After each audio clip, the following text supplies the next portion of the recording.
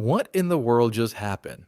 While you were probably scrolling through TikTok or arguing about meme coins on Twitter, the most seismic shift in banking history quietly unfolded behind closed doors.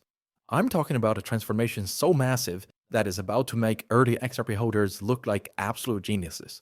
And I'm going to break down exactly why this changes everything. Here's the kicker that'll blow your mind. Jamie Dimon, the same guy who once called Bitcoin a fraud, just laid out JP Morgan's master plan to integrate crypto directly into their $10 trillion daily payment empire. But wait, there's more. Bank of America's CEO Brian Moynihan isn't just watching from the sidelines. He's actively building their own stablecoin infrastructure.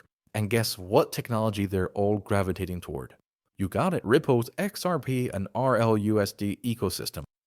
Let me tell you a story that completely changed how I see this space. 3 months ago, I was at a private banking conference in Switzerland. Yeah, one of those stuffy events where everyone wears $1,000 suits and discusses liquidity optimization strategies. I expected the usual corporate buzzword bingo, but something extraordinary happened. This isn't speculation anymore, folks. According to Treasury Department sources, we're witnessing the largest competitive push by traditional banks and financial institutions in decades. Industry insiders report that institutions failing to integrate blockchain-based payment rails within the next 12 to 24 months risk permanent market share erosion to more agile competitors. During the coffee break, I overheard two senior executives from major European banks having what they thought was a private conversation. One of them, I won't name names, but let's call him Hans, was explaining how their institution had been quietly testing XRP's on-demand liquidity corridors for 6 months. The results? A 70% reduction in settlement costs and transaction times dropping from 3 days to under 5 seconds. Think about this for a moment. These aren't crypto bros in hoodies talking about diamond hands. These are serious institutional players managing trillions of dollars, and they're realizing that XRP isn't just another cryptocurrency. It's the missing piece in their trillion-dollar infrastructure puzzle.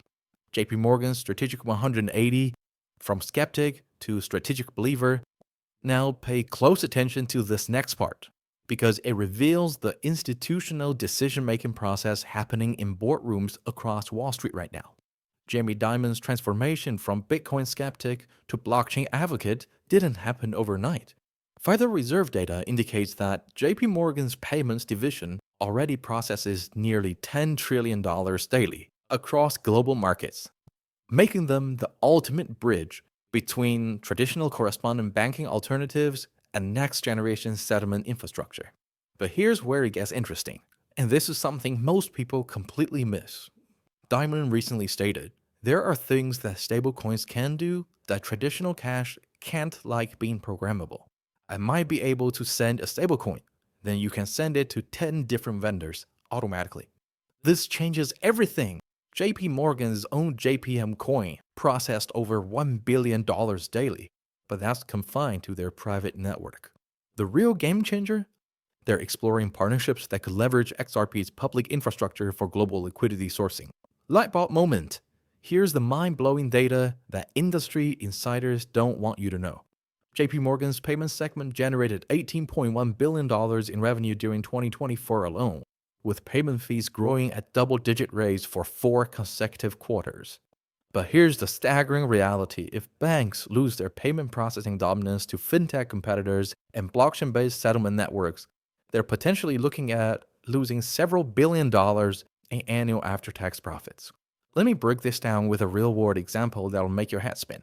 Traditional cross-border payments, the kind your bank charges you $30 to $50 for, typically take 3 to 5 business days and cost institutions up to 4% in correspondent banking fees. XRP settles the same transaction in 3 to 5 seconds at a cost of $0.0002. We're talking about a 99.9% cost reduction, with settlement times that are literally 100,000 times faster. The implications are absolutely massive. According to institutional research from the Federal Reserve's latest payment system modernization assessment, banks that fail to integrate these rails face existential threats to their business models. And here's where it gets wild for XRP holders. Brian Moynihan from Bank of America dropped some serious institutional intelligence during their recent strategic planning sessions. He confirmed, "It's pretty clear there's going to be a stablecoin, which will be fully dollar backed, essentially functioning like a money market fund with checking account accessibility. But wait until you hear the biggest regulatory development that changes everything."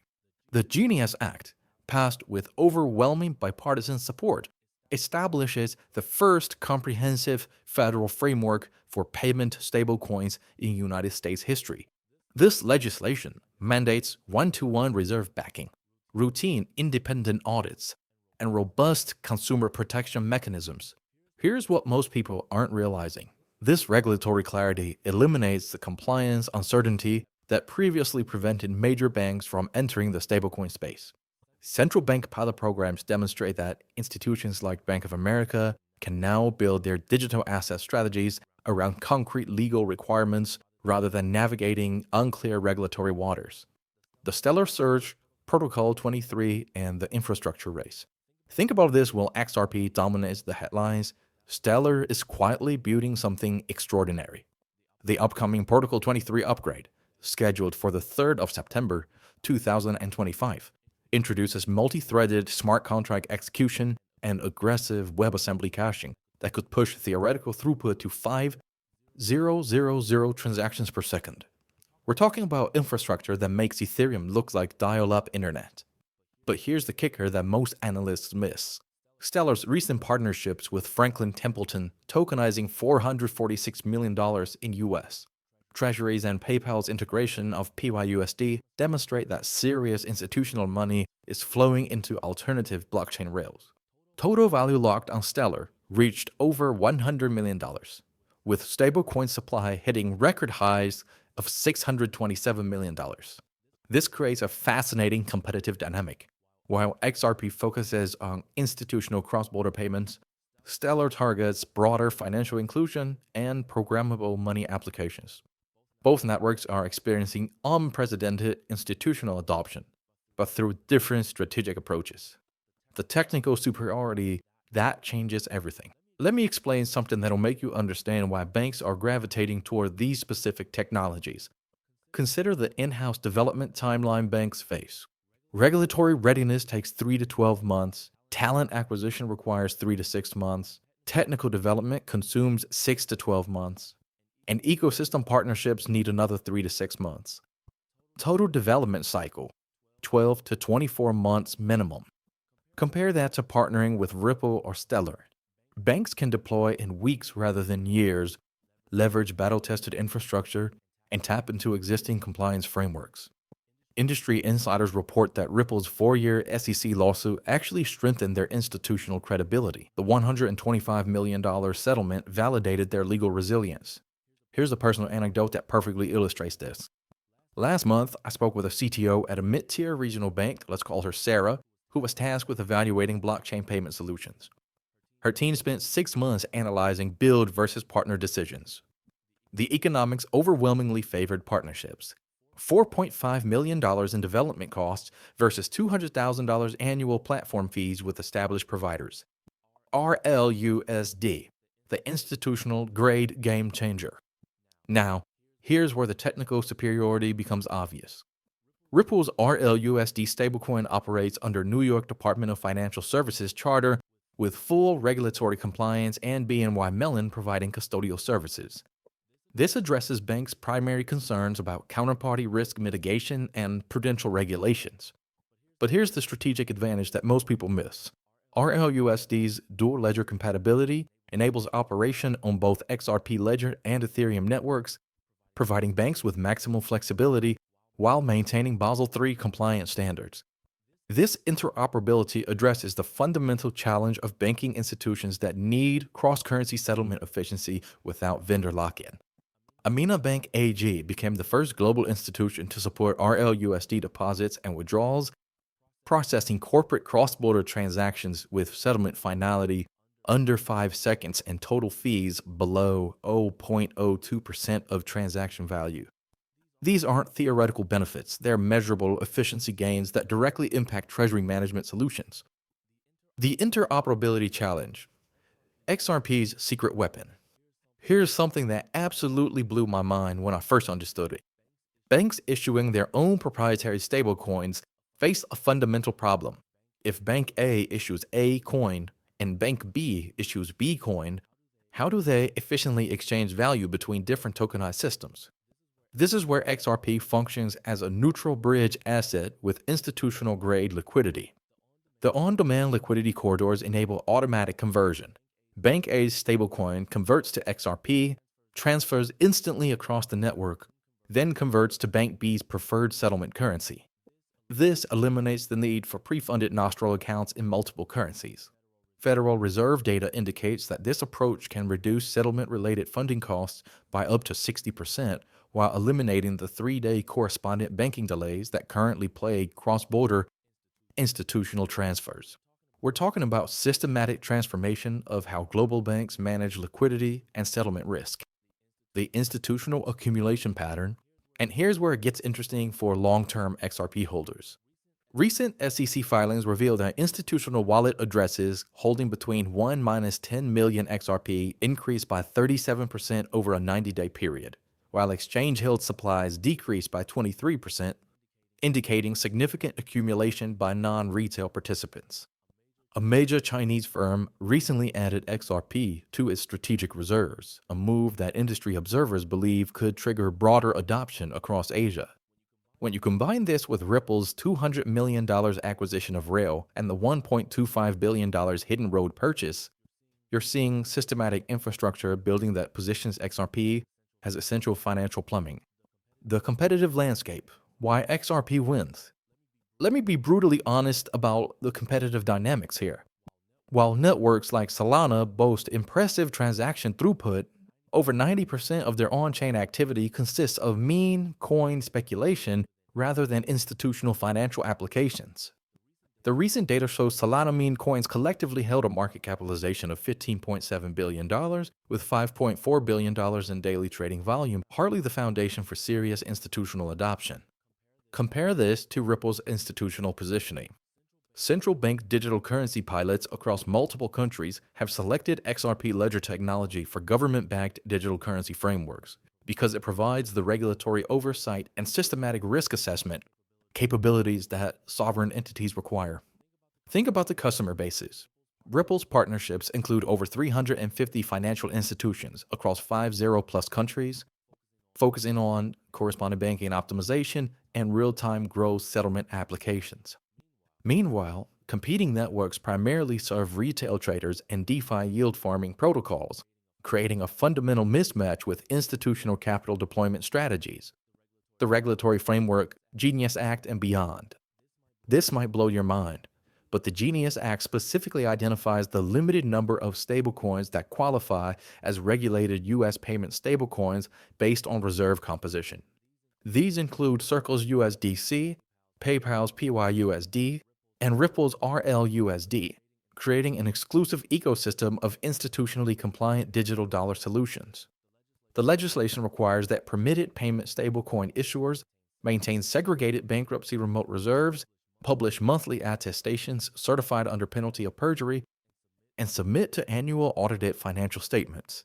This regulatory framework eliminates algorithmic stablecoins and other experimental designs that lack proper asset backing.